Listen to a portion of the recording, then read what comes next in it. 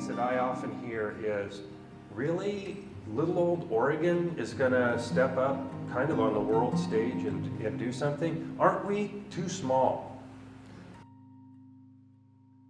As I'm sure we're all aware, global climate change is a very tricky topic to discuss.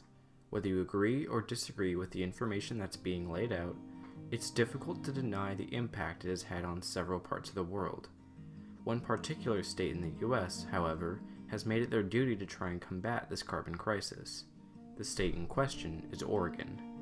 On June 17, 2019, House Bill 2020, the Clean Energy Jobs Bill, was set into motion. This bill aimed to target the main industries and businesses associated with global carbon emissions by placing a cap on Oregon's climate pollution, which would then be lowered every subsequent year. The goal for 2035 is for the emissions to be 45% below 1990's count, and all the way at 80% below 1990's count in the year 2050.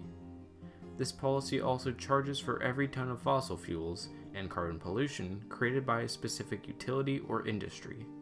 These industries can choose to either reduce their carbon emissions to the appropriate level or pay a fee called an allowance in order to produce their old amount.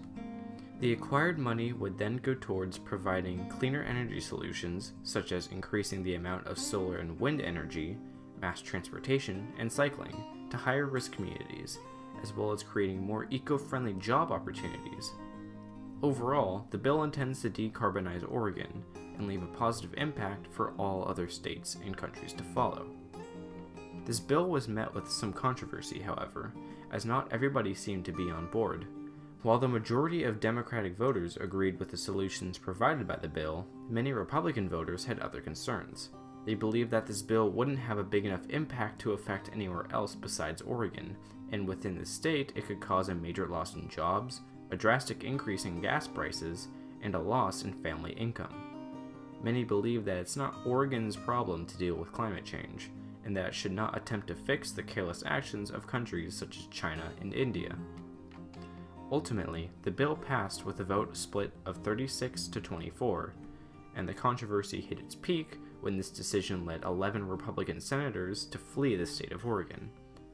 Ultimately, they were brought back in with the help of Governor Kate Brown, but the state capitol was promptly shut down after numerous threats were made towards the state's police.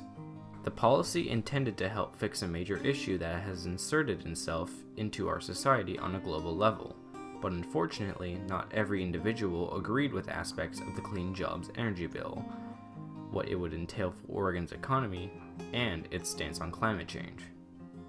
It's an important policy as it affects the people whose industries are being targeted and charged, the high-risk communities who are receiving more money and support, as well as the government voters who spent over 6 hours trying to defend their side for passing or denying this highly important, highly controversial policy.